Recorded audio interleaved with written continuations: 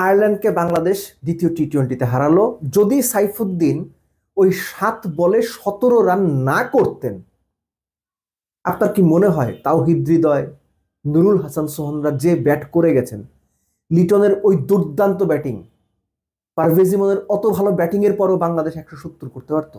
আমার তো মনে হয় না ভাই। আপনি খেয়াল করে দেখেন যে তাওহিদ হৃদয়রা একটা ভালো ইনিংস খেলে প্রেস কনফারেন্সে এসে যেভাবে আস্ফালন করে, দেখে মনে হয় বিশ্বকাপ জিতে ফেলছে। কি বড় বড় কথা, কাজের সময় কাপড় নষ্ট করে ফেলে। এনিওয়েজ, বাংলাদেশ তাও জিতছে। এক্সপেক্ট করবো থার্ড ম্যাচ জিতেও সিরিজটা নিজেদের কাছে রেখে দেবে। আয়ারল্যান্ডের বিপক্ষে দ্বিতীয় টি-টোয়েন্টি 170 চেস, এই কৃতিত্বটা বাংলাদেশের বোলারদের। হতেও পারতো বাংলাদেশের 190 চেস করতে হইতো। ফার্স্ট ব্যাটিং এর কথা বলি, তানজিদ তামিম ভাই, এত তারা কিসের? রান আউটটা হইতে হইল, দরকার ছিল? আপনি নিজেই জানেন দরকার ছিল না। পারভেজ ইমন শুরু থেকে শেষ যতক্ষণ উইকেটে ছিলেন, রানের প্রেশার কি জিনিস তিনি তার পার্টনারকে বুঝতে দেন নাই। তার কাছ থেকে এইটাই এক্সপেক্টেড। কিন্তু আমার প্রশ্ন হচ্ছে, যখন আপনি প্রপার ক্রিকেটিং শট, ভালো শট খেলে রান করতে পারছেন, 28 বলে 43, 5টা 4, 2টো 6, কেন আপনার ভাই একটু পর পর ঘুরে ফিরে সুইপ, রিভার্স সুইপ খেলতে হবে? এই সায়েন্সটা আমি আজ পর্যন্ত বুঝি নাই।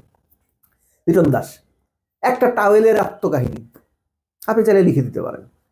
লিটনের ওই ক্যাচ যদি হয়ে যেত, লিটনের রান তখন করো 30-32। শুধুমাত্র টাওয়েলটা, ক্যাচ ধরা ফিল্ডারের পেছনে রাখা টাওয়েলটা বাউন্ডারি লাইন কাজ করেছিল বলে 6 হলো, আউট হলেন না লিটন। এবং লিটন এই যে 37 বলে 57 রানের ব্লিস্টারিং একটা ইনিংস খেললেন, ওই ইনিংসটাই বাংলাদেশকে জেতার টোনটা সেট করে দিয়েছিল। তার সঙ্গে সাইফের কত 31-32 বলে 52 পার্টনারশিপ। লিটনের ইনিংস প্রায় 7-8 ইনিংস পর 50 পেলেন। সত্যিকার অর্থে ব্যাটিং পয়েন্ট অফ ভিউ থেকে সত্যিকার অর্থে একটা ইম্প্যাক্ট নক। লিটন যখন আউট হলেন তখন বাংলাদেশের কত 30-33 রান বোধ হয় দরকার 30 বলে। তার 3 বল পরে সাইফ আউট হলেন, হৃদয় আর সোহান উইকেটে।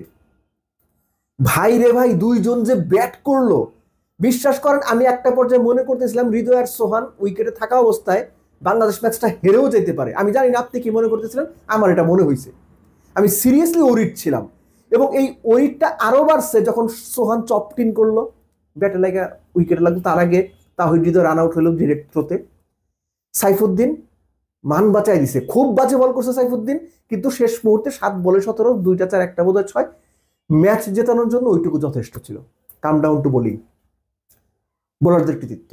170-এ আয়ারল্যান্ডকে আটকে রাখা। শুরুতে আমি বলেছিলাম আয়ারল্যান্ড প্রথম 6 ওভারে পাওয়ার পেতে 75 রান তুলছে, 75 তুলছে প্রথম 6 ওভারে।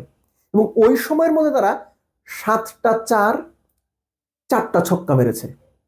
আর পরের বাকি অংশে 14 ওভারের মধ্যে তারা 6টা 4, একটা ছক্কা মেরেছে। এবং ওই একটা ছক্কা লাস্ট ওভারে গিয়ে।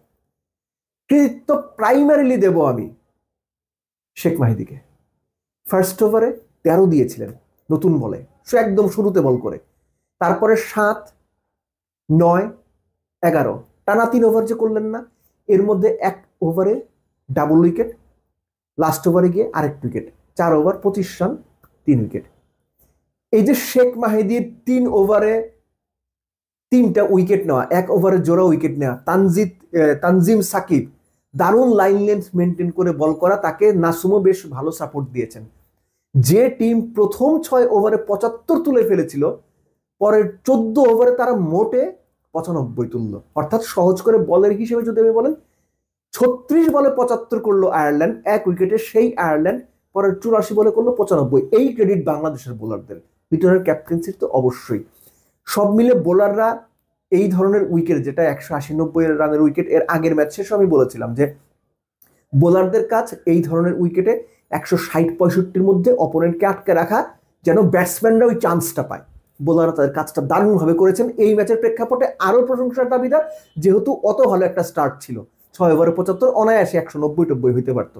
এনিওয়েজ, বাংলাদেশ ম্যাচটা জিতছে। কিন্তু ওই যে মিডল অর্ডারের বাজে অভ্যাস, ভাই এই মিডল অর্ডার নিয়ে আপনি কিন্তু ধুকতেছেন। এখন করবেনটাই বাকি। এই সিরিজটা সুযোগ ছিল এই তাওহিদ হৃদয়, এই জাকের আলী অনিক, এই নুরুল হাসান সোহানদের একটু সরিয়ে অন্য কাউকে সুযোগ দেওয়া। আপনারা তো সুযোগটা নিলেন না। তাদের উপরে ভরসা রাখলেন। একজন 50 বলে 83 রানের একটা ভালো ইনিংস, নিঃসন্দেহে এসে প্রেস কনফারেন্সে তাওহিদ হৃদয়রা বলে যান, এমনভাবে কথা বলে যান উনি বিরাট কোহলি হয়ে গেছেন, উনি এবিডি ভিলিয়ার্স হয়ে গেছেন। এদের কথা আসলে কিছু বলার নাই।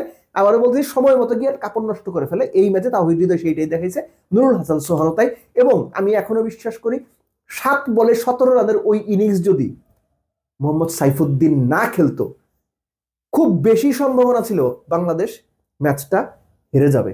অত ভালো স্টার্ট কিংবা অত ভালো একটা শেপের পরও শেষ 30 বলে 33 রান হাতে 6 উইকেট থাকার পরও মনে হচ্ছিল বাংলাদেশ ম্যাচটা হেরে যাবে। অনলি ক্রেডিট গোস টু বাংলাদেশের জঘন্য মিডল অর্ডার।